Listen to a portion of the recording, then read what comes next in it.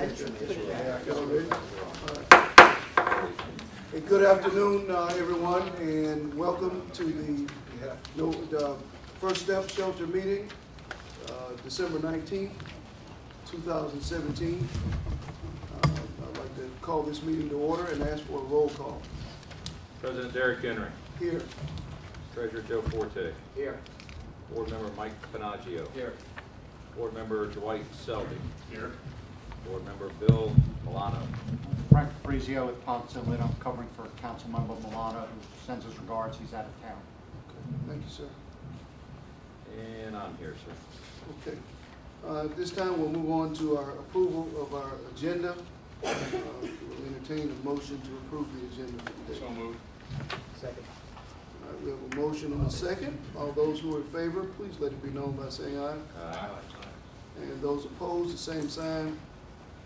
Motion carries 5-0. This time we'll move on to item number 4, our approval of our minutes from the November 21st, 2017 meeting. So moved. Motion from Mr. Forte. Do I have a second? Second. A second from Commissioner Selby. All those in favor, let it be known by saying aye. Aye. Those opposed, same sign. Motion carries 5-0. This time, agenda item number 5, our reports will commence with Treasurer's financial report, which was attached. For the month ending, I have a bit of a head cold. For the month ending November 30th, we had only a minimal deposit going into the account of 16 cents and a withdrawal of 16 cents, and that was to activate the PayPal account. We also have expenditure to the EFTR group for the CPA's Form 123 filing. We have documentation in our notes this month that show that Resolution 2017 R137 for the City of Northern Beach pledging $81,567,000. $81,567.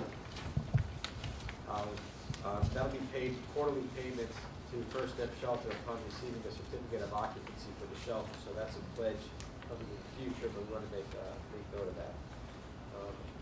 Also, for this evening, I have a check to be cut for the FDACS filing, which is $125. You can put that to the board. And that'll be reflected on the next financial report. Okay. Do we have any questions of Mr. Forte? Commissioner? Okay, thanks. Appreciate that work and continued work, Mr. Forte.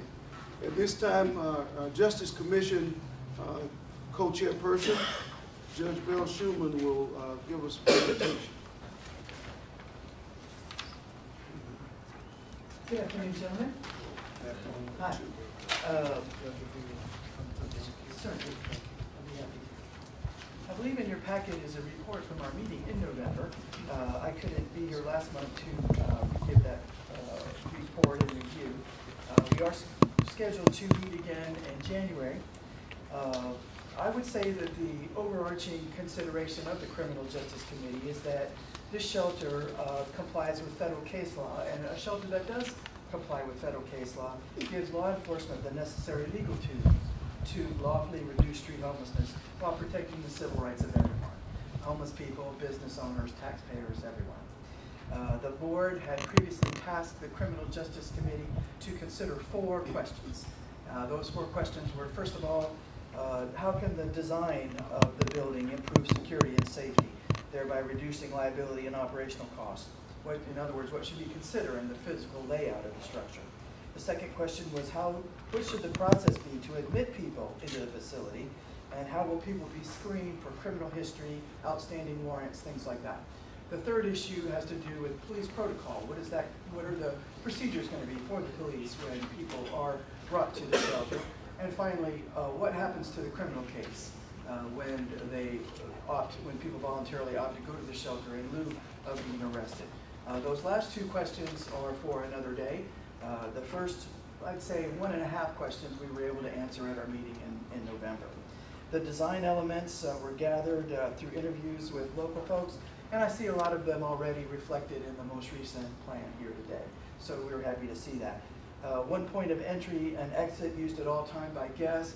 We strongly favor a magnetic identification card with a photograph on it, so that people you can know who is in there at all times. That people, once they are issued that card, can swipe themselves in and out. You'll know at all times exactly who is on site. Very important for security.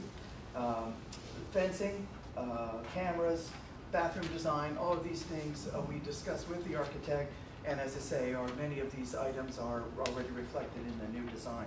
So that really takes care of the first question. The second question, what should the process be to admit people into the facility, and how will people be screened for outstanding warrants? You know, this isn't an idle issue. In our interviews, we learned that there was someone in Volusia County who was in a facility that had an outstanding warrant from the United States Marshals, who showed up one day to pick that person up. They were there under an assumed name. So it's not just an idle concern. The intake process, you have to identify who do you have, who is this person, and screen for outstanding warrants so you don't harbor a fugitive. And you also need to, for liability purposes, screen for relevant criminal history like sex offenders or violent felony offenders. Not that you would exclude those people necessarily, but you need to know who they are so that you can take appropriate security issues. Only law enforcement officers and people with FDLA clearance can conduct these criminal history background checks. You have to, even I have to take a class every year to be secured. And I know that Mr. Hall can agree that is FDLE warrant authorizes folks to access those computer databases where you can search on a national crime, NCIC or FCIC. So the only people who can do this are police officers. Okay, so it's our understanding that only private security people will be at first step, that there will not be on a full-time basis any law enforcement officers present. So how are you going to identify who you have?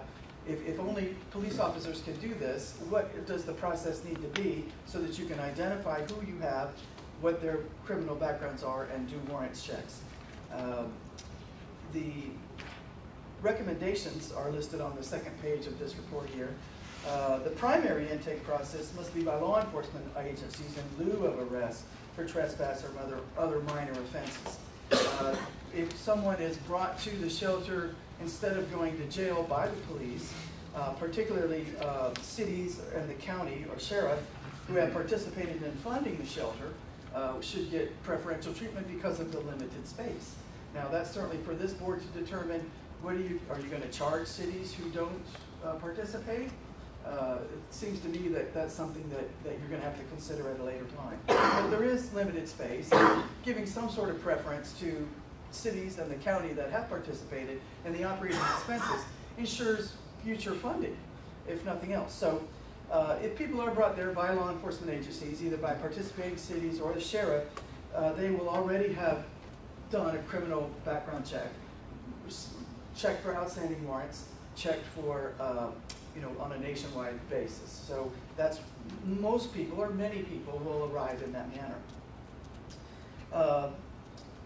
Again, the magnetic cards issued with photo IDs for entry into the facility, there's one point of entry so guests can check in and out with these cards that are issued at the shelter if people arrive through the police. But also anyone can get these cards in advance at a police station. So there's different ways that could take place. And we were very pleased that the Chief Capri agreed to issue cards 24 hours a day, 7 days a week at the Daytona Beach front desk at the police department. They are the only front desk that's open 24 hours a day. That's a tremendous thing. So, if people are arrested at other times or any time of the day or night, he agreed that he would train his staff on how to issue these identification cards with a photo magnetic ID. That's a great thing. We also recommend a homeless outreach team that goes to pick up people. And if they pick up someone at a location and the person does not have the ID yet, they can take them to the police station, confirm their identity, and then take them to the shelter. The homeless outreach team is usually comprised of a law enforcement officer or a retired law enforcement officer and a social worker. And there's usually a posted number. Those are the things that we recommend. So this homeless outreach team can go pick up people and bring them to the shelter. If they already have an ID, fine, you know who they are. You confirm your identity. If they don't have an ID, then you can swing by the Daytona Police Station and get an ID. There were 4 chiefs of police at our meeting. They all agreed, sure, we'd be happy to do that during the day. The mayor was there as well. Yes, we think that once these IDs become, more people have them, then it's possible that you could accept people once you know who they are. I mean, the minor charges, you can deal with at a later date. That's part of the 4th question that we're going to determine with the state attorney. In other words, what if somebody has an outstanding warrant for open container or trespass? I mean, there's procedures that the state attorney can agree on in place. However, serious felony warrants, nationwide pickups, that sort of thing, they will all be cleared once you have assessed someone's identity and given them an ID card. So those are some of the things that I'd say we're sort of halfway through the intake process, but those are some of our initial thoughts that we were able to determine. Also, I think the last recommendation here was really critical. It's sort of a combination of the physical layout as well as the entry process, and that is having cameras, some sort of cameras that are throughout the facility for security reasons. I don't know that I was necessarily aware of this, but Chief Capri said that any private business or homeowner, including the shelter, could ask that the real-time crime center monitor those cameras remotely. That's a big deal. That's a really big deal. So they'll be able to monitor the cameras. That you won't have to have someone at a security desk looking at a screen at all times. The police chief of Daytona has agreed to monitor those cameras, and also storage of that's always an issue with these computer cameras. So that's a great thing. We were really happy about that. This is the progress that we've made. As I said, we have another meeting in January, and I'll be back to explain to you the progress that we've made. Thank you. I'd be happy to answer any questions. Does anyone have questions, Commissioner Selby? Yes, Judge, thank you. That's a great report. Appreciate the work of your committee. On recommendation number 3, it says do not allow initial entry by walkout. Yes, sir. So in other words, does that mean that maybe on the second visit, after the guest has a card, yes, has their card, okay. So then they could enter by walk-up at that point? Once they have an ID card, yes, a photo ID. I mean, that's really for you to determine. But I think that, that's something that you want to consider, because there's no other way to determine who you have. Right.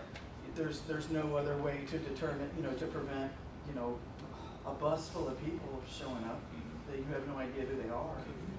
So that's something that we recommend. Yes, sir. And how do if somebody has no identification, they've lost their wallet or whatever, how do the police identify that person? Fingerprints?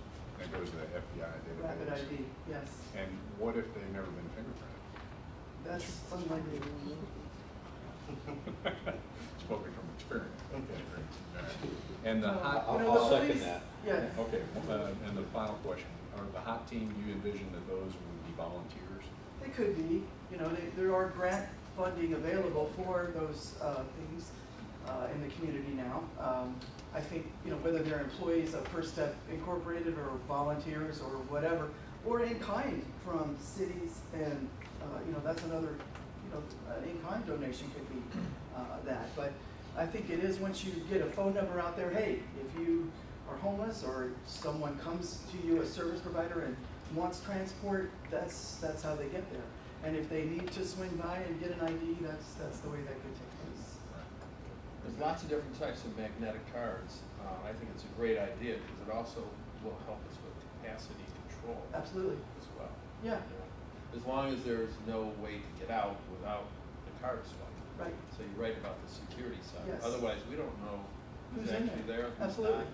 So, You'll know at any moment, if you make people religiously come in one point of entry, exit and enter, swiping that card, you'll know at any moment. I mean, what if a fire breaks out? What if there's an emergency? You need to know who's there for liability purposes, absolutely. when that bus comes in, we know we only have capacity for 100 or 120, we'll know Yes. whether we can handle them or not. Yes, sir. Well, and, you know, that's what I mean by initial walk-ups. Unless they have appropriate ID, it doesn't seem like that's going to be something that our committee would recommend, given the limited space. And also given the liability and the requirement that we want to have a safe facility. The discussion, and I again want to echo Commissioner Selby's sentiments, the work that you all have done and the advice and the free legal and law enforcement and all of those agencies coming together, this is invaluable to us. I mean, and it's some of the most important work that we can receive is how do we do this? Because it was very clear to us that you do not, for as much as we want the facility to be low barrier, Right. it would be pretty unwise on our part to allow folks to just walk up without having that information ahead of time. There's just no other way to put that. And so all of the information that you guys have given is I think is going to go a long way in helping us to create a facility that is safe and useful. You still want to make sure it's safe for the people who work there as well as Right. all of the residents. Absolutely. So, Okay. thank you. Thank Any you other very much. questions or comments? Thank you, gentlemen. One of the other things I want to mention is she talked about a lot of things that we, as we get into the nuts and bolts of how this is funded. Because the number one thing we talk about is construction, but we talk about it, Mr. Panaggio has talked about this before, but when you talk about the need for cameras, we have to maybe access people who are in that line of work so that they may be sponsors for that sort of stuff, those sorts of needs that the facility will need, even as it relates to the type of ID making machine. Nothing is off the table for fundraising. And so I'm just saying that for those of us who are on this board as well as those of us who care about this process, don't hesitate to ask someone that you know who's in a particular line of work, is this something that a service that you can provide to First Step? Because I'll be the first one to make the follow-up call to try to get that. Okay, we have to go back. I skipped over the financial statement review from Ms. Julianne Klein. Sorry about that, Ms. Klein. It's okay. I thought I was going to get out of it. I'm going to keep it short and sweet. The financial statements for the city, or for the First Step Shelter, we performed a review in accordance with the Florida Statutes 496. The statements are from the period January through September. When the shelter was originally, the bylaws were done, had a December 31st year end, but it's a component unit of the city of Daytona, so they had to change the year end to September 30th. So there was no activity prior to that anyways, so they technically could have been, they reflect what happened for a whole year, but they're 9 months of financial statements. We performed a review of the statements, as I stated, which basically, we do analytical procedures and we review some of the supporting documents, since it was the initial year that created the financial statements. We basically, Mr. Forte's monthly reports were adjusted so the statements are accrual, which is in accordance with general accepted accounting principles, which means we recognize a couple of receivables from a couple of counties which we had sent invoices to in September, but we didn't receive the monies until after the end of September. And then we had a small payable where we were invoiced for the services they were provided prior to the year end. So as of the September 30th year end, they were amounts payable. So basically the net assets of the shelter at the end as of September 30th were $592,168, and total support and revenue was $598,035, with $5,867 in expenses.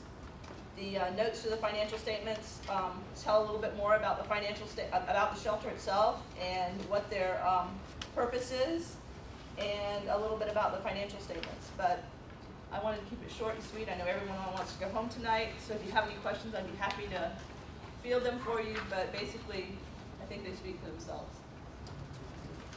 Thank you very much, Ms. Klein, and appreciate your professionalism, and I feel real comfortable having you working with us. Thank you.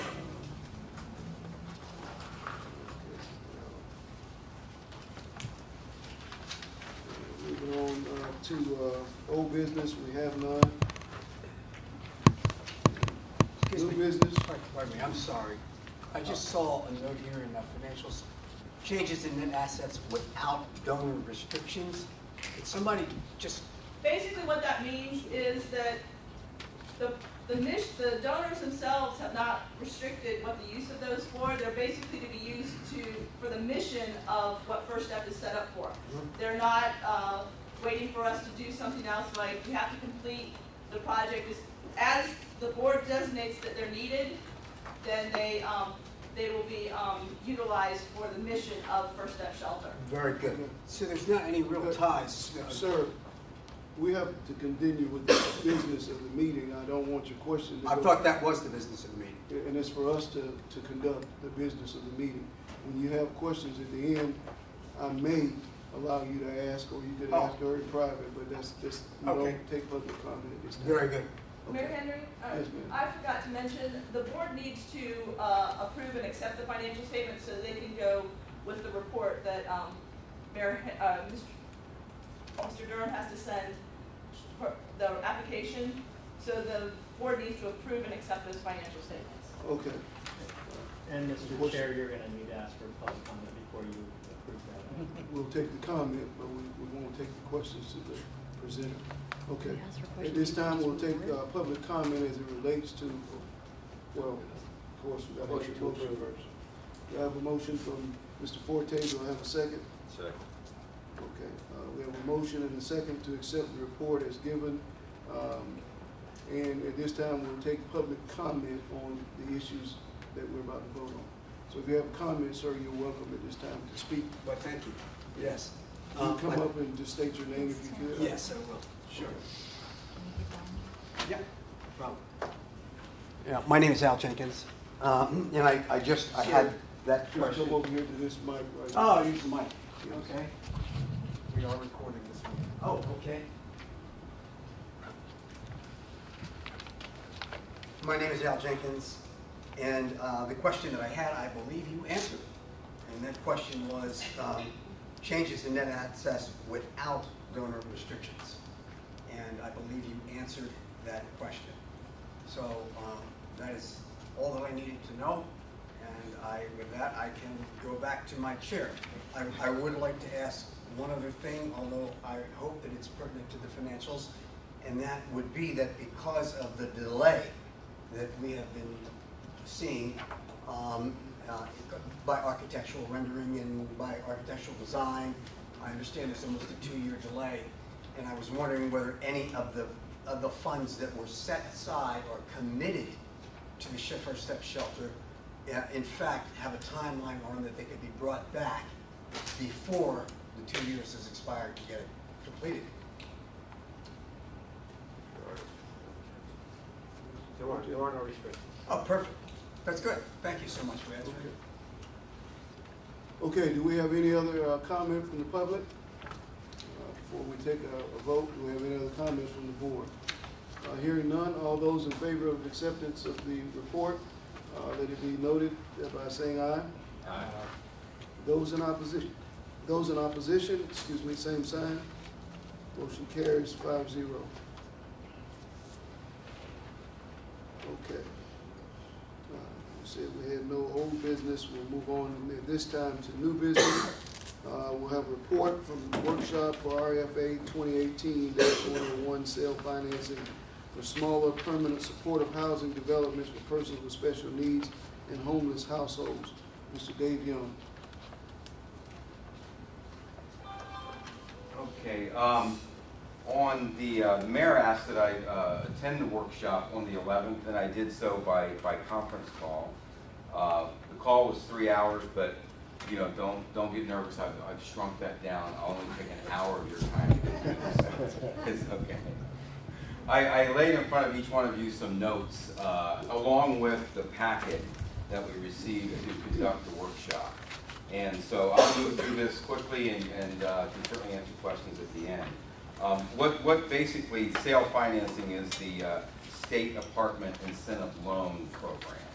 And the Florida government has put their program together for 2018 with a total funding available of $18.2 million.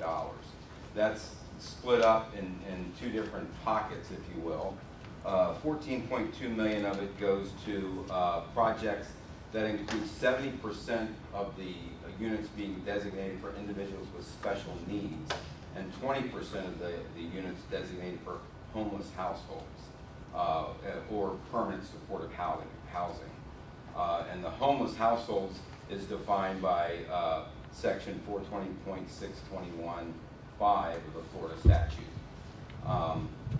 The other 4 million of the 18.2 is going to projects that include 70% of the units designated for homeless households and 20% of the units designated for individuals with special needs. So it just flips. The majority of the funding is for the special needs funding.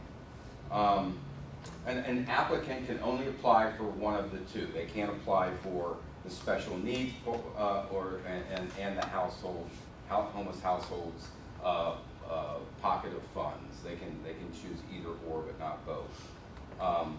An applicant must be a legal nonprofit entity with the 501c3 status, qualified to do business in Florida. A new wrinkle to their program this year is the tie with the COC, or in our case the COH. The applicant must conform to the written priorities of the COH, in our case the COH, that's the Commission on Homelessness. That's managed, if you will, by the coalition. I think Jeff's here this evening. But so that the applicant, in this case, say the applicant would be First Step Shelter if you chose to go this route and apply for some of this funding. You have to conform to the COH's written priorities in their strategic plan, and you also must you have to advise the COH that you're applying. So you'd have to advise the COH through the coalition that you're applying for this funding. The applicant must be an active member in the COH, and they have some definition around that, what active means. You can't just show up at meetings now and then. You actually have to be an active member. And you have to execute an agreement to be a part of their HMIS program. So they're really tying every applicant very closely to the local community's COH program and what their strategic plan is, and you have to be in conformance and let them know you're applying. That's a new wrinkle to it this year. The development part of it, there's two different ways you can develop a property. You can build a new property, or you can acquire an existing one and rehab it. So there's two different ways. There is a scattered site option, so you can do scattered sites. The types of building that you can do are garden, apartments, duplexes, triplexes, and quadruplexes. The construction has to be concrete, steel, or masonry. You can't do wood or veneer or anything like that. They're pretty strict on the types of building and what's involved with it. Volusia County is considered a medium-sized county geographically. Page 5 of your packet kind of gives every county listing, and it says whether it's small, medium, or large. Volusia County is considered medium. And as a medium, and or if you're a medium or large county, the minimum number of units you can develop is 10 units. The maximum number you can develop is 30 units. There's a lot of classification points, a few classification points I should say, that they're still talking over, like can the facility have offices in the bottom floor? In other words, can the applicant, who's a nonprofit and who's applied for this funding, can they have their offices in the bottom floor of the structure? or if they're providing services at the facility that they construct, can those services have offices in it? So they're still sort of mulling over whether that's going to be a included element or not. They're wanting the rental assistance, the Public Housing Authority, PHS. You know, can they get it? So the PHS has given a commitment that they're going to give them rental assistance or vouchers or whatever. They're mulling over whether they'll give extra points to an applicant for having that. I won't get a lot into the funding. It's all in the packet. If you go to page 8, you'll see all the different funding levels. It tells you things like, you know, you can fund, I think it's $200 and some thousand per unit, or up to, if I can find my page 8, yeah, $205,000 per unit, or $3,075,000 per development in a small county, or for a large or medium county, up to $5 million per commitment for special needs, or up to $4 million commitment for the homeless pocket of money. It gets into the ELI, which is extremely low income. You can apply for that in addition to this sale funding. So a lot of the funding is outlined there, and again, I won't go into detail based on time right now. Also, it talks about, get back to my notes if I could. It talks about guidelines, developer fee guidelines and limitation, reserve requirements, and other funding guidelines. The way you do this is you apply, and if you what they call pre-apply, that gives you extra points. That means you're supplying your application ahead of the deadline, so they can kind of look at it and say, yeah, you got it all right, or you're missing this, that, and the other. So when you actually submit your final application, it's kind of done, if you will. So they give you extra points for pre-applying. That kind of stuff's listed in the documentation. And they give you points, you score points, and the awarded applicant scores the highest points, basically. And there's a number of different ways to earn points, and again, they're listed out in there. On the last page, it also defines tiers, and that's in there, so I won't go into that. That's a lot of detail level. But the last page 12 gives you the due dates. And basically, the activity starts in the final, or the first quarter of next year. You'll see some of the due dates popping up. It's on page 12 at the end, and it kind of lists when specific items are due if you're going to be applying. It's a good workshop. It was a very packed full of data, a lot of good questions. It's a funding source, and I think there's an application here, depending on how we approach it. So, you believe that this is something that we should apply for? I believe when we look at first step and say, okay, well, you're not going to meet the shelter-wise isn't going to meet some of the specific limitations. But if you're looking at doing things beyond just the shelter, potentially, with housing and developing some affordable housing, which is sorely missing, as we know, I think it's something that maybe the board, as the mission is to move homeless into housing, it would be maybe something the board could look at to sort of push applicants towards that, or even apply yourself with the help of developers to go that route. As it relates to the shelter, it's not really applicable in that sense. No, it's not applicable to the shelter, but I'd like to say, in terms of the overall mission of our community, addressing the homeless issue, they're going to have some place to go. But in terms of fulfilling the grant, how far are we, from your perspective? First of all, would it have to be done for next year, or would we try to do it for the following year? Well, you still have time to do it for next year. Naturally, there's a lot of things, decisions have to be made, some things have to be done to get that underway. But if you really want to make a push to apply for this funding, I think you could still do that, because the deadlines are still out there far enough, but you'd have to make a commitment to doing it. Maybe it's next year, really, that you look at the funding, allow yourself time. Let me ask you this, would the funding cover all of the development, or would we be required to try to raise money from someplace else? It only covers a percentage of the development. You'd have to raise funds elsewhere as well. Yeah, it doesn't, the grant, it doesn't cover the full commit, it can only cover up to a certain percentage of the Okay. development cost. And would the COH be a reasonable partner? And I'm asking this because, you know, with these sort of things, we have to, it takes time. And so if we're gonna consider this as an option in the very near future, we kind of need to think about it in a little more detail. I think would that be a you good partner, because a lot of people have that as their mission? Yes, I think you hit the nail on the head, is that COH would be the place to partner and have discussions and look for the applicable applicants for this funding. I think that'd be the perfect place to go. Okay. So, in your estimation, what would be the next step? Because I'm just to be honest, I realize that we have a shelter to build, and that's our objective. But I also realize that there's a bigger picture, and there are other components to this. And so I don't want us to be single vision, or have a single, our vision needs to be broad, and we need to, I'm willing to begin to do what I need to do as the chairperson of this board to work, because this is a commitment that we've made, so we can't, you know, so what do we need to do in terms of moving next? Do you think we should maybe have a conversation with some folks, you and I, or something like that? I'm just tossing this out. Maybe we have a conversation with the COH and some other people, and then come back with a later presentation to our board.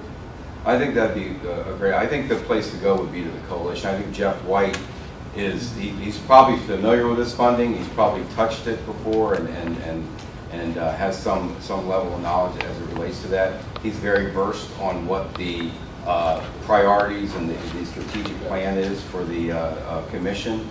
And so I think that'd be the place to go to start first. And I'd be happy to set that up, have a meeting with them, and have some discussion around that. Okay, well, you and I, well, I guess this is a public meeting, so we need to ask for direction to be able to do that. I mean, technically, if the board delegates that responsibility to you, you would have to have a public meeting to go to that meeting. If on the other hand, you volunteered and just did that on your own, you'd be able to do that, Mr. Mayor. Okay. I'll move forward in my own way and then talk to the board. Mr. Chairman, Yes, I brought it up at the last meeting that I felt like, you know, we're first step, and the COH is second step into permanent housing. And I think it's really, really important that we begin that dialogue and really understand exactly how our people can graduate. You know, I mean, this isn't permanent housing. This is temporary to get them established and move on to the next step. And I believe the COH is providing that in a very effective manner. And anything, I think, so we just need to open up that dialogue, get that going. If we want to do that individually of your own accord, that's great. If we want to invite them in to make a presentation and talk about how we coordinate, I'm okay with that also. So, Okay. either way. Okay. If I may, Yes, sir. Dave, I just want to make sure I heard right. Would we be competing against the COH? No. The There's only a applicant, certain there's only a certain pot of money, right? And if they're applying, it isn't the COH that applies. It would be a nonprofit organization that wants to develop some permanent or some housing around these pockets of money, and they would apply. They would have to under the new rules, they would have to make sure that they are an active member of the COH, that they are complying with the COH's strategy priorities, and that they let the COH know that they're applying.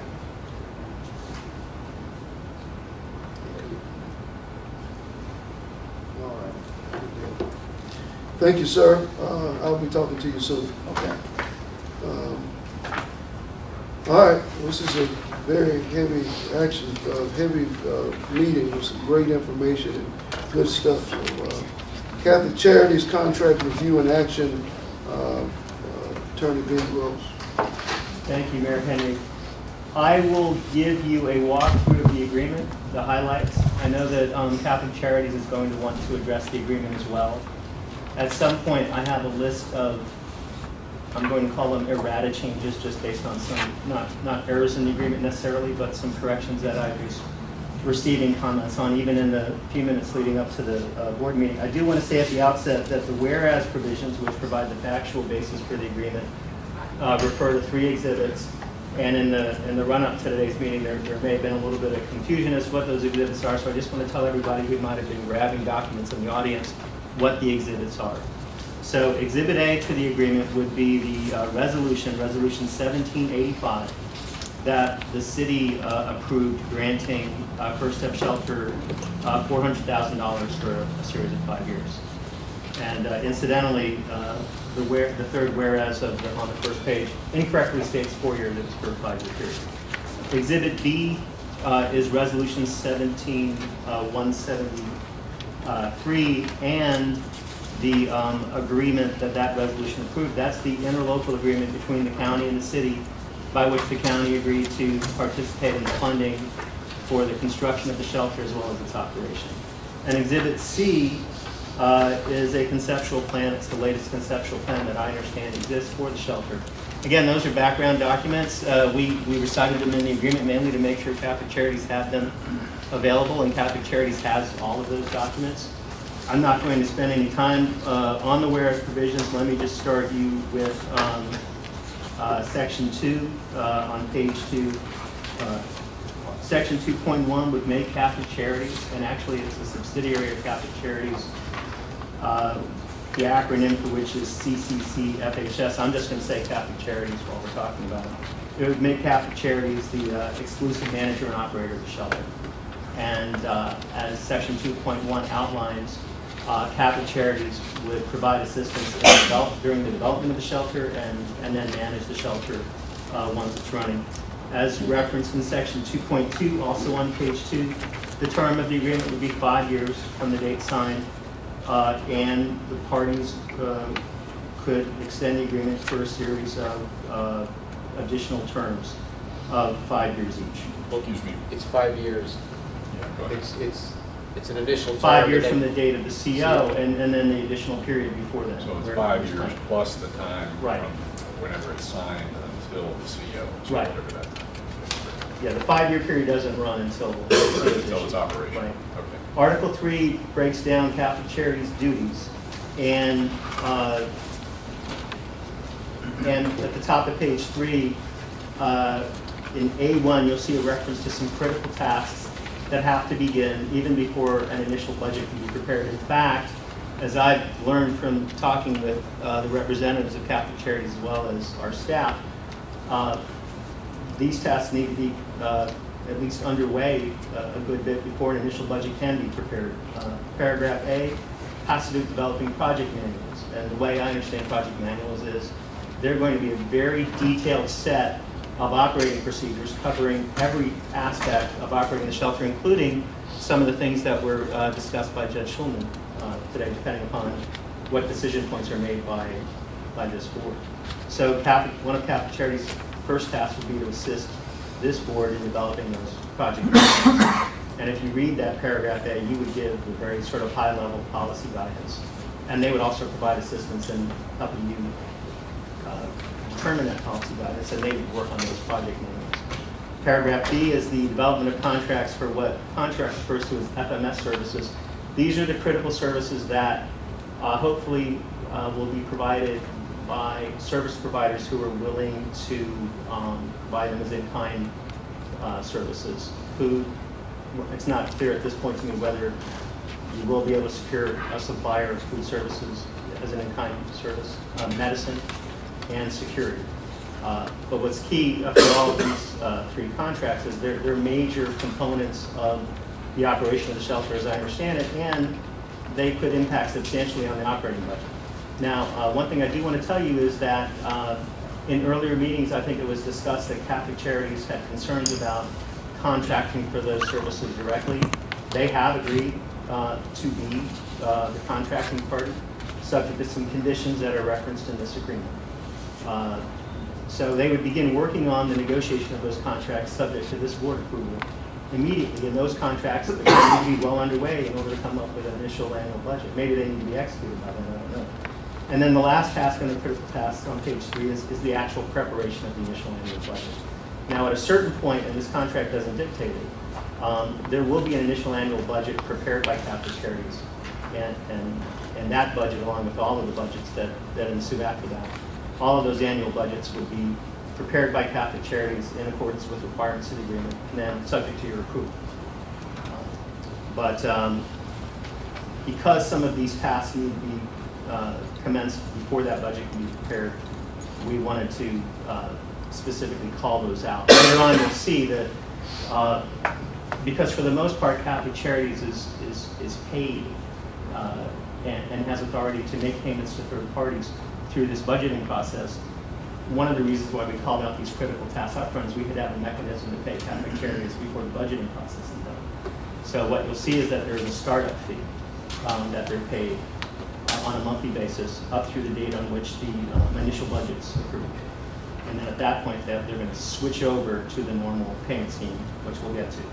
At the bottom of page 3, there's a reference that continues for several pages at the bottom of page 3 as to Catholic Charities' other pre-opening services, the idea being that they're going to staff up and be ready to operate in time for the shelter to open.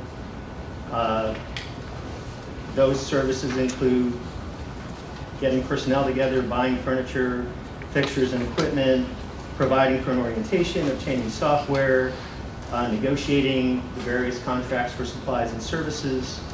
And then on page 5, subsection, this is Roman numeral 3, there's a listing of all of their duties, and they're very inclusive on Catholic Charities operation and shelter once it's open. It's essentially a turnkey operation. The idea being that the First Step Shelter would give policy guidance and make sure that First Step Shelter's obligations, including the obligations that you can expect to be handed down under grants, that kind of thing, are enforced. But the turnkey operation is being done by Catholic Charities. I'm going to skip ahead to page 10. On page 10 in section 3.2, you see a reference to the company's duties. The company is First Step Shelter.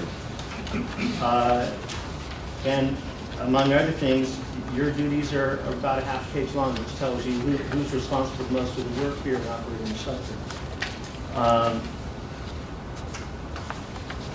One of your duties includes updating the project manuals from time to time as needed at your discretion. Another duty on section 3.4 is that once Catholic Charities has opened up the various accounts, as section 3.4 and 3.6 point out, you'd be obligated to fund those accounts. So Catholic Charities would need to wait on First Step Shelter for approval to pay for utility service.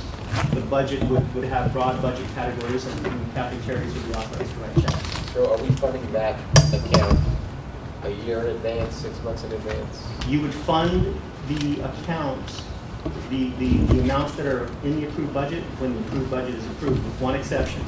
And that is you wouldn't necessarily pour into those accounts the management fee. You would pay that management fee on a regular basis as provided in the agreement.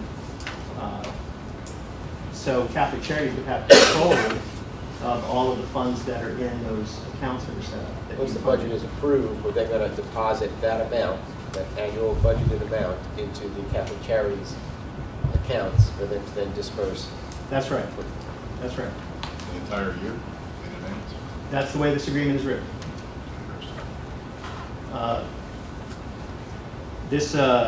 This agreement also has some language in it, beginning in Article 4 regarding the budget, that would provide, in certain circumstances, for Catholic Charities to go beyond what is budgeted. If there's an emergency and something's needed to be done to protect, life and property, Catholic Charities would have a limited ability to overshoot the budget. If one of these FMS services are dropped and there needs to be continued security or medical services or food services, Catholic Charities would have a limited ability to go beyond the budget and make expenditures to keep those services in place, and then we need to communicate with the First Step Shelter Board ASAP, so that you all can work out whatever needs to be done with the budget for the rest of that fiscal year. There are reporting books and records requirements beginning on page 14, so that First Step Shelter would have the ability to to audit what Catholic Charities is doing to make sure that Catholic Charities is spending the monies in accordance with the agreement. There's a lot of language that you would see in that section that basically requires Catholic Charities to sort of track certain fund restrictions that might apply to money that we give Catholic Charities. For example, if as we expect will happen, there's eventually an agreement between the city and First Step Shelter for the city to pass along the county grant. The county grant funds have restrictions on it. The county grant, under the county, city, or local, requires the city to submit invoices and show that city funds have been used to match any requests for payment on a dollar-for-dollar basis. We wouldn't be able to do that. The city wouldn't be able to do that unless we require First Step Shelter to do the same. First Step Shelter would require Catholic Charities to do the same, and this agreement permits that to be done. Section 6 on page 16 describes the compensation to be provided to Catholic Charities. At the bottom of page 16, you'll see that there's initially a startup fee that's paid at the rate of $90,000 a year. I'll let Catholic Charities explain the basis for that fee further, but my understanding is in order to get the project manuals underway and to start negotiating those food, medical, and supply contracts, they're going to need to hire their executive director / administrator, and that would cover their cost of hiring that person. And so that would be paid at a monthly rate until things progress to a point where Catholic Charities is able to prepare an initial budget for the rest of that fiscal year that hopefully could include pre-opening expenses for gearing up their staff. And maybe by then we'll be in a position to know whether they might include post-shelter opening expenses as well. And then once that initial budget is approved, that startup fee stops. At that point, as part of the budget approval process, the only money being paid directly to Catholic Charities, and this is money that's not going into the budget, is the management fee, which is referenced at the top of page 17. So, and in fact, what the agreement literally says is that the management fee wouldn't really commence until the shelter's open. So I think what that's going to mean, and Catholic Charities will be able to verify this, is I think their expectation would be that the initial budget for that pre-opening period is going to provide for some form of payment for that executive director as a staff person. So there's a budget to operate, and that covers the operating expenses and a management fee on top of that, in addition to the operating costs. Right. Right. Okay. Yeah. Once it's open, right. I get that. Okay. Prior to opening, there's a management, there's a startup fee. There's only a startup fee until such time as an initial budget is approved. Oh. Okay. And once that initial budget is approved, I suspect that what Catholic Charities is going to want to ask for is continued payment for the executive director's service as part of that initial budget, but there won't actually be a management fee on top of that until the shelter opens. And is the initial budget, does that contemplate the startup period? I'm sorry, the period prior to the CO? I think it's anticipated that there's going to be an initial annual budget well before the shelter opens. But really, in order to get to that point, work needs to be begun immediately on developing the project manuals and negotiating contracts with those major service providers. Sure. Okay. And then, the management fee, is it paid on operating expenses only, or is it that our capital expenditures in there of any kind, or repairs, replacements, things like that? Well, let's take a look at the management fee. The management fee, and this is referenced on page 17, subsection B. It's a monthly fee. When you get to paragraph I, under sub B, the initial management fee is going to be 10% of the budgeted cost of operating the shelter. Now, the contract, when you look at Catholic Charities' duties and obligations as manager, it does include language that would authorize or require Catholic Charities to do capital repairs and improvements, but only to the extent that those repairs and improvements aren't the obligation of the city of Daytona Beach under the contract that will eventually be in place between the city of Daytona Beach and First Step Shelter. And my understanding at present is that the intent would be for the city to build the facility at the city's cost, and afterward, my understanding is, at least for the near term, for the city to be responsible for major capital repairs to the facility as well.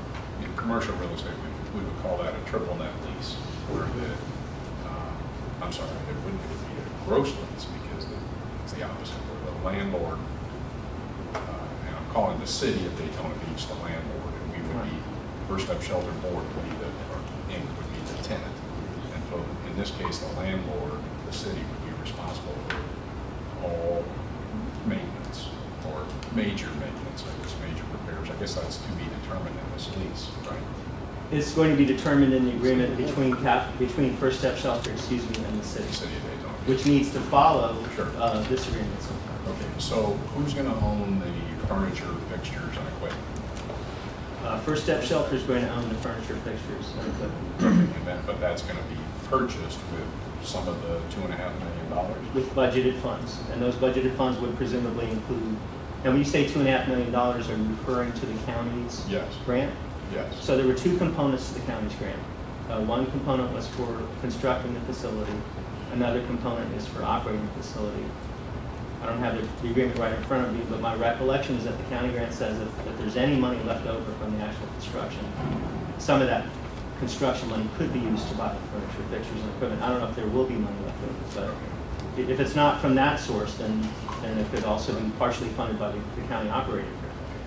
So that's a capital expenditure that may or may not be covered by the construction grant money. We just need to be, that could be a big number. You know, the furniture, fixtures, and equipment could be pretty significant. I mean, talking about video surveillance and things like that, I mean, you know, the photo ID card, you know, swipe in, swipe out, whatever, the technology associated. Beds, all the kitchen equipment, et cetera, et cetera. I mean, it could be a big number. We can't, we just need to, that could be a major capital investment.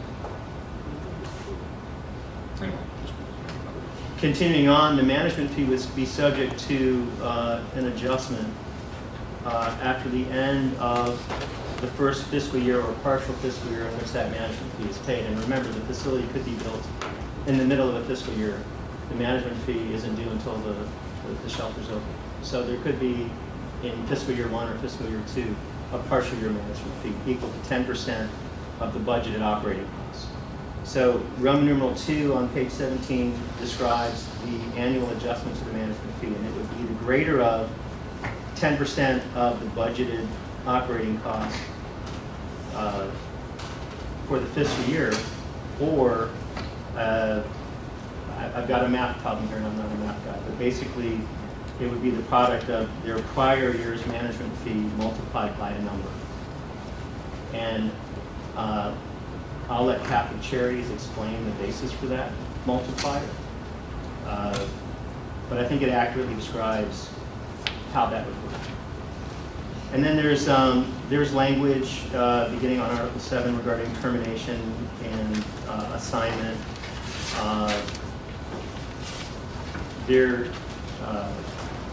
Basically, there would be termination for cause. The only way to terminate without cause would be based on the parties' mutual agreement. However, we have built in some protections for First Step Shelter because there is a possibility that you may not have sufficient funds if there are cost overruns beyond the approved budget, if you can't agree on an approved budget. And there is an opportunity, if you can't agree on an approved budget, for example, to walk from the agreement. If you don't exercise that option, to walk from an agreement when you haven't formally approved a budget, then the agreement would basically say that the approved budget for that fiscal year will be last year's budget, plus, I think, an additional 5%. So it would be important if you don't end up agreeing to follow, if you don't end up agreeing on a budget as that budget process going forward, to review the agreement and not default in a position where you're committing to a budget that you didn't have approval, didn't intend to approve, but you would be able to back up the agreement. The rest of the agreement, in my view, is boilerplate. I'm not going to go through the detail. I think Catholic Charities probably wants to address some things with you, and then at the end, like I said, I have a few just minor notes that if you do want to vote on the agreement, you would want to vote it subject to, X, Y, and Z, which I would let out for you. Okay, Catholic Charities, sir,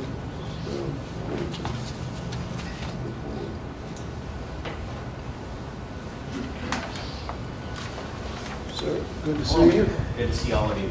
Yes, sir. Gary Tester, Executive Director of Catholic Charities of Central Florida. I think Ben has done a great job of overviewing the essential changes to the draft agreement that we had talked about. Significantly, from the last board meeting we attended, Commissioner Selby, you had questions about the contracts for food, for medical, and for security. As Ben has indicated, we've been able to achieve a mechanism that will allow Catholic Charities to act on your behalf, to negotiate those contracts, to bring those contracts to you for approval. We're comfortable with that role. Our big question was assignability, and we've been able to achieve language within the agreement that we would be comfortable with at Catholic Charities.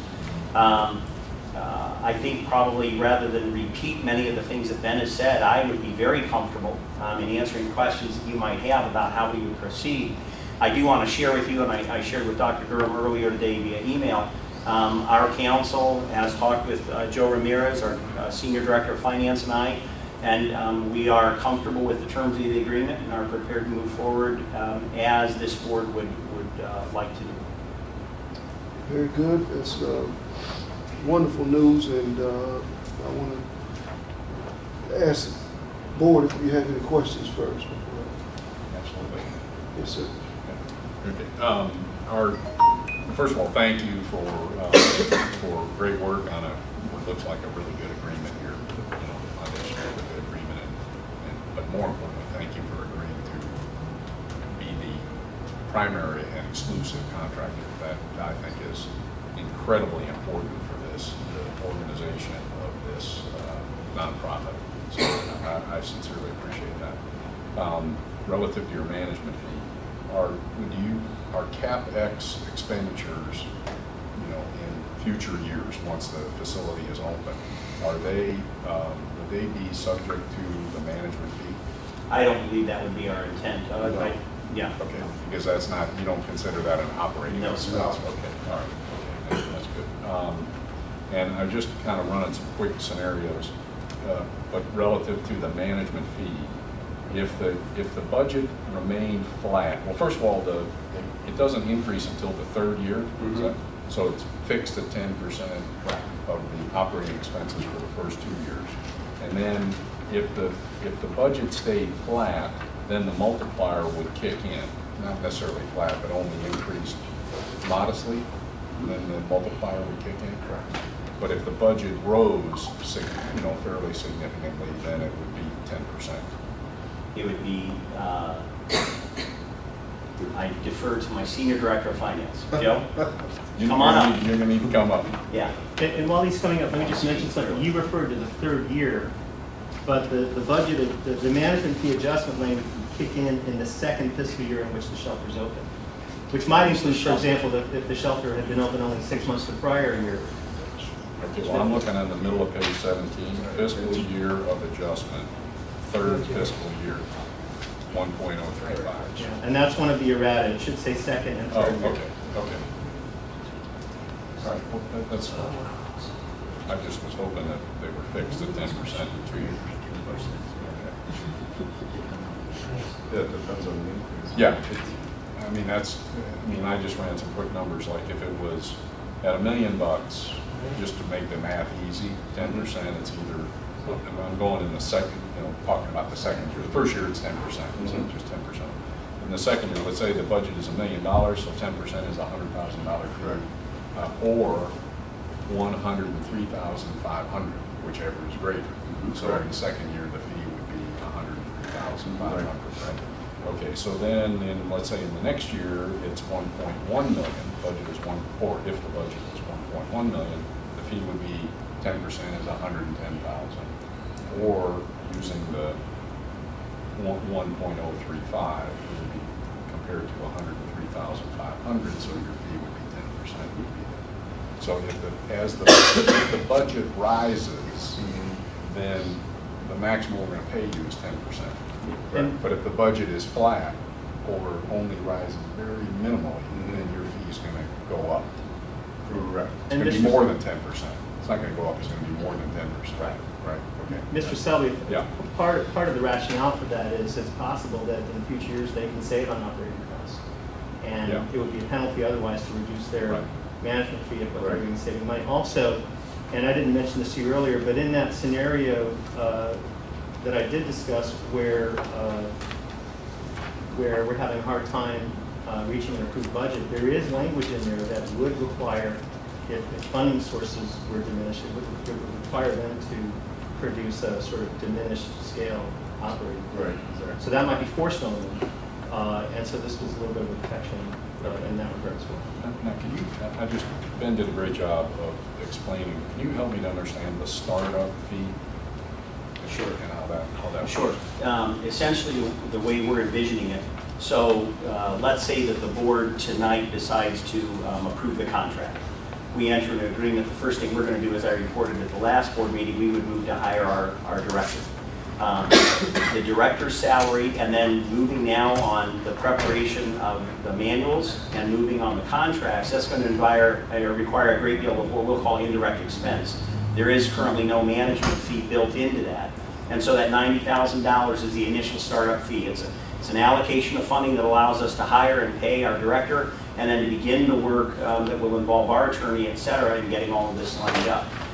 One of the 3 requirements that we would be working on is the initial operating budget. The initial operating budget is what we think it will take to get everything up, ready, and running prior to the start of the shelter. May include the start of the shelter depending on the timelines under which it will be constructed. And then we'll go to an annual operating budget. So startup fee is simply that.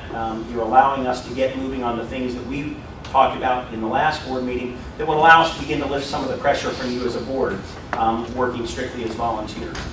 Mr. Selby, I need to apologize to the board. We were going through a lot of iterations of this agreement up through the weekend, really, and I made a mistake when I described the startup fee. The agreement very, very clearly does say at the top of page 17, that fee continues to the opening date, even after an initial operating budget is approved. So you'd be paying that fee on a monthly basis. And then once the shelter opens, you would switch over. So that fee is $90,000 per year, paid monthly, which that math is $7,500 a month. Right. So a management fee of $7,500 a month in the initial startup time. Are we all? Would you also be? Are there also line items that we would be reimbursing you for during that time? Our goal would be to provide you a budget for the startup fee. So we would let you know what is included within that startup fee. We would pay that, our expenses would come directly out of the monthly payment. Yeah. And then once we get to the initial operating budget, we would then take charge of counting, as Ben had indicated. We then take charge of paying bills on your behalf that are charged back to the various accounts needed for the bookkeeping that's required within First Step. Okay, so during the initial setup, Catholic Charities is paying the executive director's salary out of the management fee. Will that continue after the organization, after it's open, or will the executive director's fee be an operating expense? It'll be an operating expense. Yeah, it'll be an operating expense. Okay. And I would not construe, I want to be clear, I would not construe the $90,000 as a management fee. The $90,000 is literally a startup fee. If we could hit the ground running with an initial operating budget, we would do that for you. But we're not going to do that because then we'd be giving you that and turning right around and trying to create another budget. And an additional answer to your question, Mr. Selby, is that there will be, hopefully, an initial approved budget prior to opening.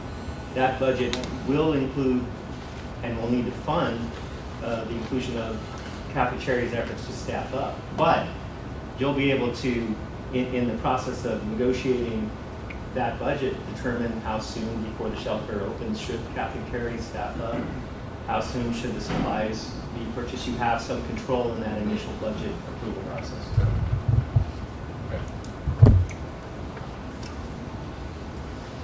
Do we have any additional questions? No, I read the document today. I had questions, but they were addressed now. Okay. Any additional comments, Scott? No, sir. No, sir. It's been quite a journey here, getting this part of it done. I want to thank Ben. I know he's done a large part of it on behalf of the city, and you all with your patience. And a lot of times, the people in the public don't understand the commitment on the part of the city. It's one of our greatest assets in the community, in the city, is Ben. And he spent a lot of time on this process. And so it's a major expenditure on the city's part that really is not reflected in what's given. But I also want to say you guys have been diligent, and in my opinion, you've tried to look out for this board as well in the process. And I personally appreciate that. That's an excellent way to enter a relationship with people that you feel that they have a higher purpose in what they're doing. And I don't feel as though the public is getting hit in the head, so to speak, by working with you all. I think we are the public beneficiaries of not only your expertise, but your compassion and your intentional will to do right by the public. So thank you. And I understand that we do have to, I would like to see us accept this tonight. I think there are some modifications pending the motion. Sure. If you're going to make a motion, let me just run through for you so it's on the record the changes that need to be made to the agreement. Not all of them need to be made, but there are some clarifications that are helpful. On page 1, the third whereas, which refers to the city grant as I referenced earlier, that's for 5 years, beginning in 2017, not 4 years. Also on page 1, in the fourth whereas, where that whereas refers to the location of the shelter site. I was unaware that we have an address for the shelter site, so I would propose that we add in the location as 3889 West International Speedway Boulevard, just for clarity. On page 3, in subsection C to the bottom, the next line from the bottom refers to requirements of section 4.1. It should be 4.2. I can explain it to you, but it's just a cross-reference that needed to be corrected. On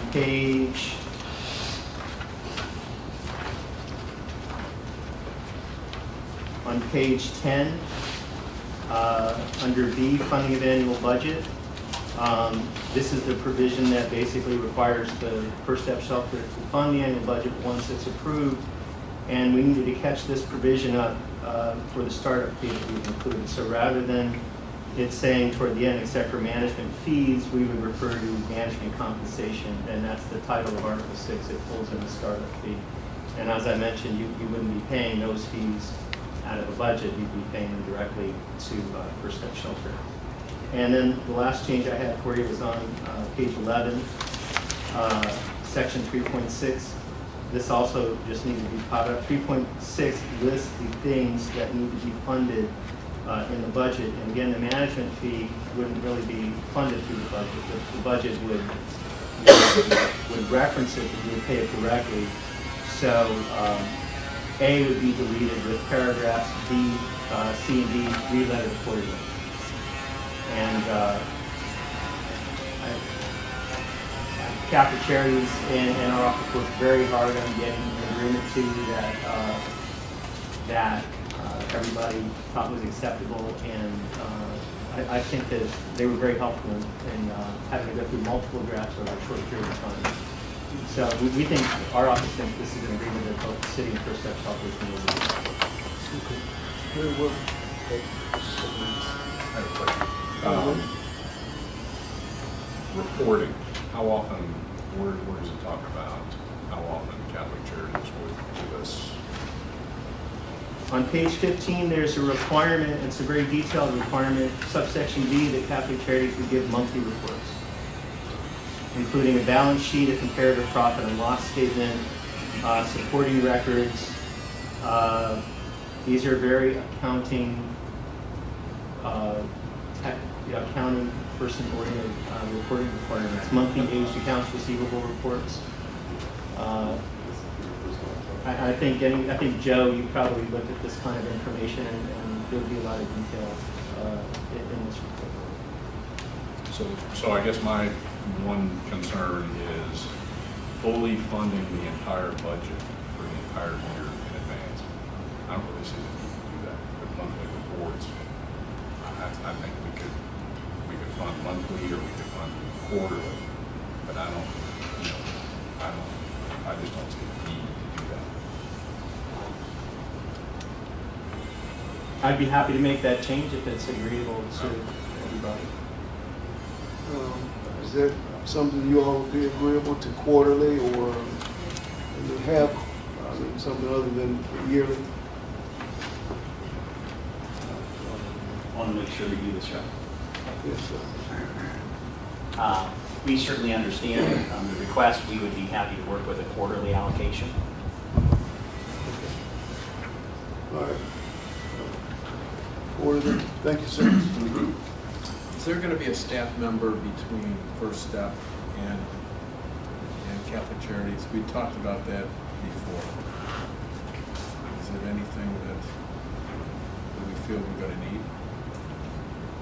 There's going to be certain things that they do, certain things they don't do. Somebody has to manage the Catholic Charities contract. Somebody has to have oversight to that. And oversight to the And with us meeting once a month or so, it's probably not going to be people only us. Mayor could do that, couldn't you? Well,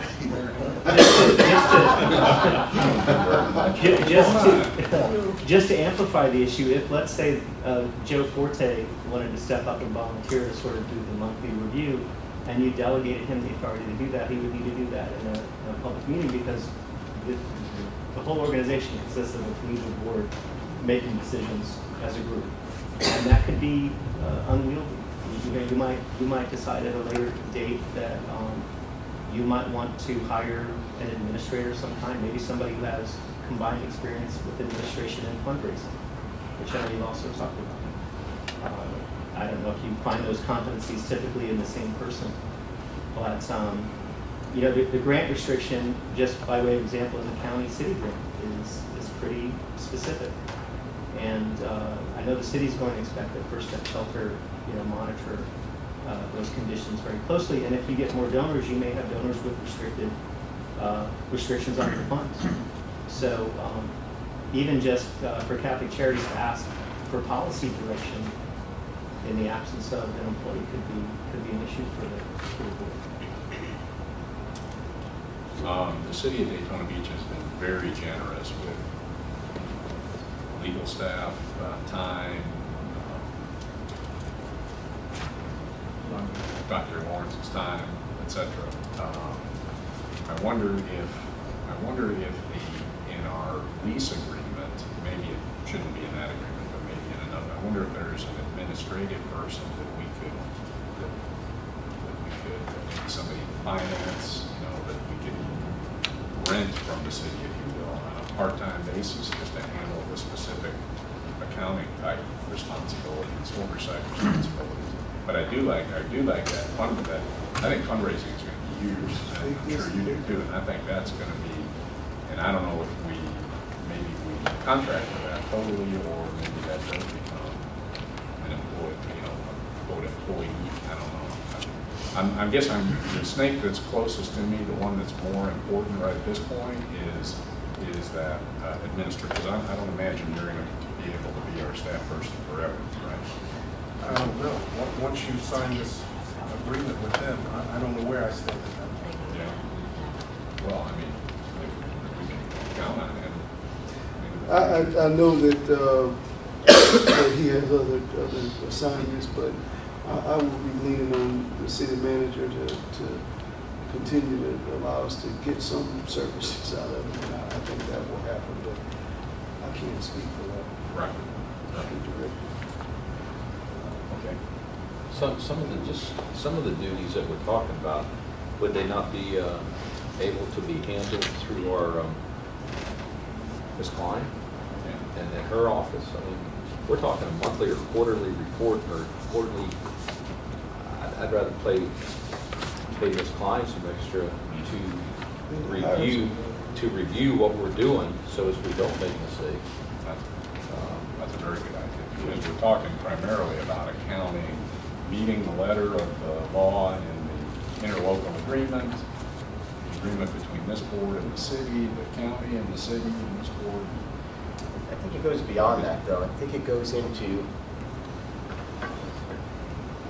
there's going to be questions that come up, whether they're operational questions, structural questions, and there typically should be a representative of this board that would be hired to answer those questions. That's not a board member. We talked about this a couple of meetings ago, whether it's anything from the operations to writing for a grant to all little incidentals. You know, someone has to be responsible for that. And there's a lot more involved in that than I think we all really understand. And I think they'll pay for themselves if they're involved with representing First Step, with funding, thanking the donors we have, and out there getting in-kind services, because it's just not going to happen totally by itself. I don't know, but I think there has to be a little bit of a push. But I think down the line, we're going to probably want to hire somebody, I think. And as soon as I think we have a good schedule for construction, it'll probably be sooner than later, because that's when we can start to go after the donations. Yeah, and that's what I was thinking. I was thinking that wouldn't be something in the immediate as in tomorrow, but I certainly think down the line we have to, because raising money, and this board has to have sort of a face and sort of someone who's out working on our behalf, because we're raising money. I'm sitting here thinking we're going to have a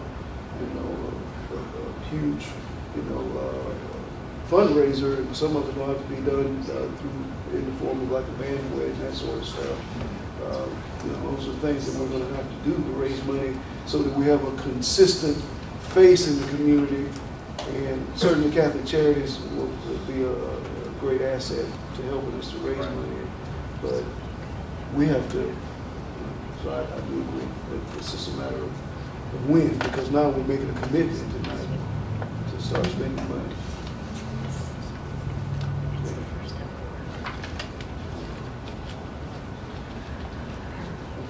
I'm ready to make a motion and let's move this ball forward. Okay. All right. Well, do I have a motion? I'll make a motion that we accept the management agreement as explained by both Ben and Catholic Charities, and that you sign it on our behalf, or whoever has to sign it. And let's start it. Let's start the new year off with some positive movement. I second that motion, provided we include the modifications that we discussed. Well, yeah, that's as explained. Yes. Yeah. Good. Great. Okay. All right, we have a motion and a second. As described, we have to have public comment. So we'll this time take public comment from anyone that would like to hear from the board. I'll speak to the board. I have a question. The contract will be coming up, please. Come on up. Okay.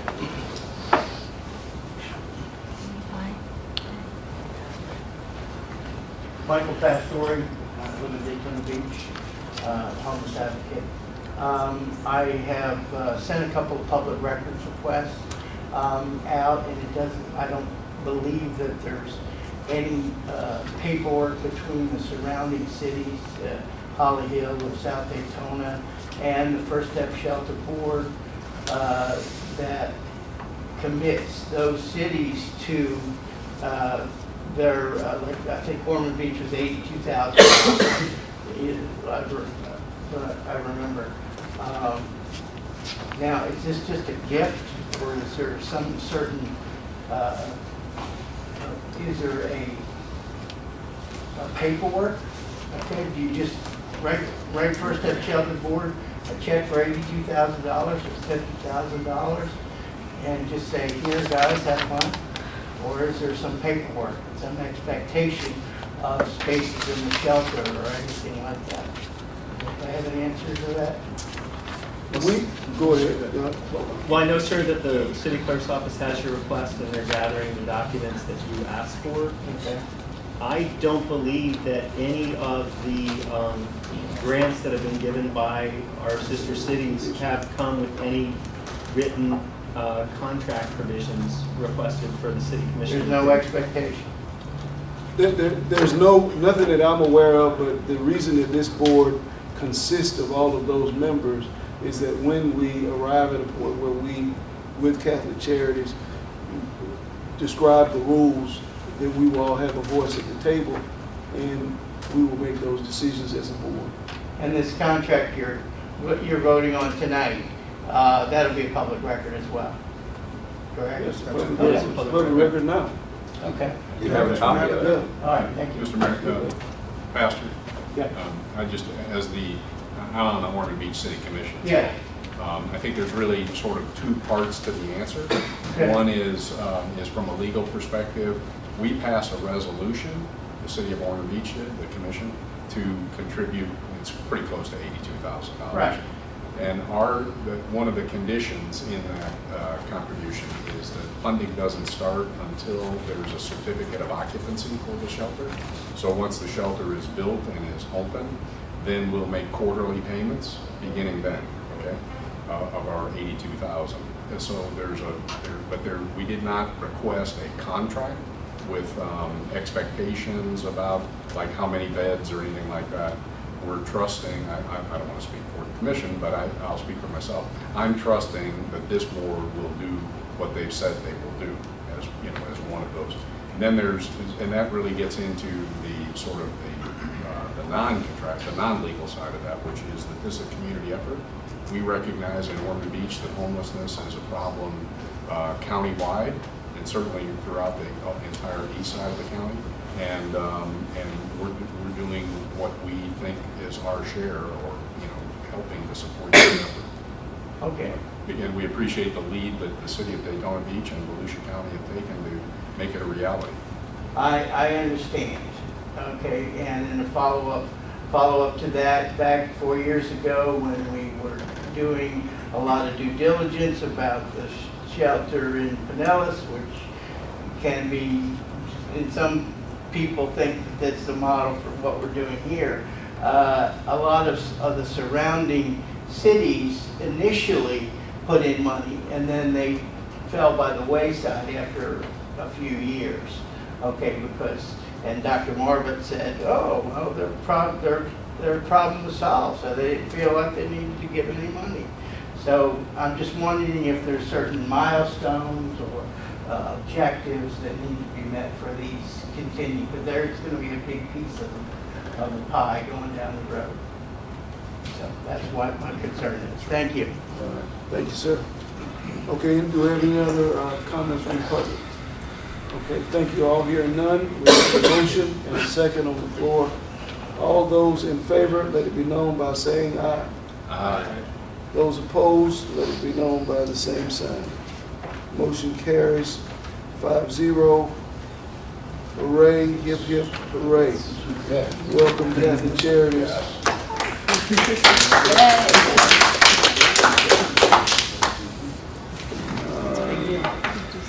We'll have a website update from Dr. Durham at this time.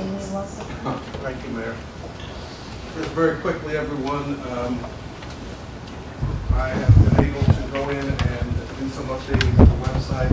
I'll be doing services first. Services.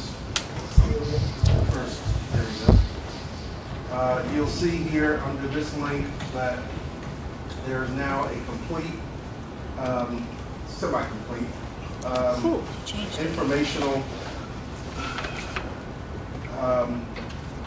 things for people to see about how the shelter, based on the existing business plan that we have created, that information is now under services. These are the basics of what First Step Shelter will begin to offer to the guests once they arrive.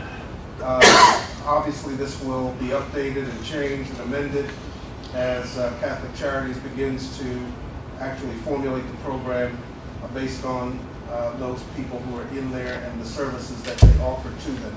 But at least from this perspective now, people can go to the website, they can see a detailed plan on how we intend to bring people in from intake to housing, which is a big part of this program, as you know. Under About First Step, Charles at the top.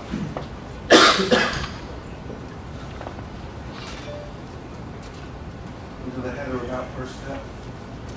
All of that, go to the Board of Directors. We've updated a little bit of the Board of Directors for you. At the last City Commission meeting, Mr. Bill Milano was approved by the City of Daytona Beach as a board member. The chief is here representing him today. We have to, I don't know what happened to Mr. Panaggio's information. It somehow got lost by a gremlin, but we'll fix that. Chase Tremont is on there tomorrow, and it's on your in your agenda. The City of Daytona Beach will be looking at him as your 7th member from the City of Port Orange. Bill Milano was approved last week, and his bio is going to be added as soon as I receive it. Go to volunteers, Charles. Get involved. Here I just put a basic volunteer policy based on subheadings on what people could volunteer for and how that process would begin and where they could apply to volunteer starting now. So people will be able to go in, look at the volunteer opportunities, what the policy is to volunteer, and they can then submit that they would like to be considered for a volunteer position. We will note them and pass those on to Catholic Charities to be incorporated into the program. Under donations, that link is now done. When people click on the PayPal button, the monies will automatically be going right into First Step Shelter's bank account. That is live, it is active right now, and people can make those donations. So at this point, the website is 80% complete, with updates to follow as Catholic Charities begins to develop the program and makes their own updates and changes to that website. Any questions? Okay, thank you. Thank you, sir. We'll be better every week. Moving on to alternative donation options, Mr. Forte. I'll keep this kind of brief and just more informational. Dave Young did provide me an email about these, for lack of a better term, parking meter looking machines that can be placed throughout communities for people to go up and make donations to, rather than paying people in the street holding signs. It's kind of a neat idea. I'll do a little bit more research and bring you back some thoughts on what the cost would be, how they would be permitted, some possible locations, but I think it's a neat idea for people that want to give to the homeless shelter and don't have an avenue to do it, and they see these bright yellow meters, that they can go ahead and make a donation there. And I think it's a great alternative to handing out cash in the street. So I'll bring back something more detailed so we're kind of pressed for time tonight. Please do, because we need something. It was a great idea, and I want to acknowledge all the work that Dave does put in. Sometimes he doesn't get a lot of recognition, but he does a heck of a job for us. Couldn't agree more. It's been noted that Chase Tremont will be hopefully appointed to the board from the city of Port Orange tomorrow night at the commission meeting. If approved, he plans to attend the January board meeting. This time we will entertain any public comments. Okay, any member comments or announcements? The next meeting date, what do we have here? January.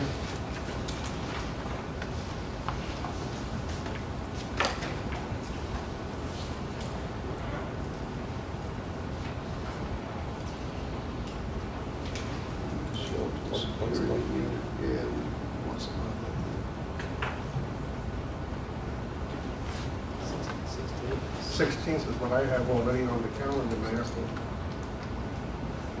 me.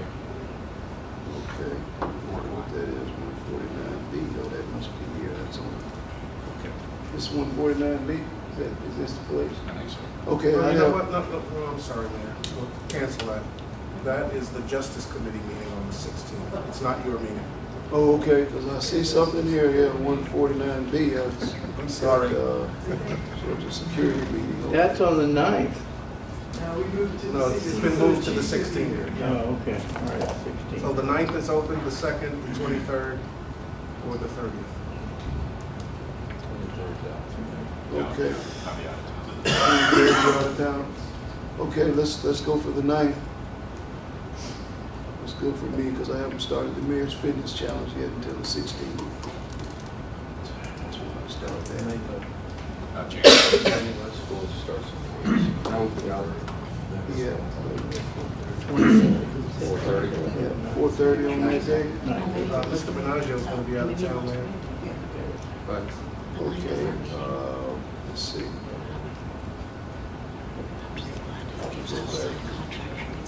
Do we have another, we don't have any other day, we have the 23rd, 2 people out. Can't do the 16th. We got the 30th of January. That's open for me. Okay, that's really good for me too. Are you here, Mr. Benaggio? I'm good. Mr. Hall, you good? Good. Yeah, he's good, everybody's good. Okay. So the 30th at 4:30. First step. 4:30? Yes, sir. Okay.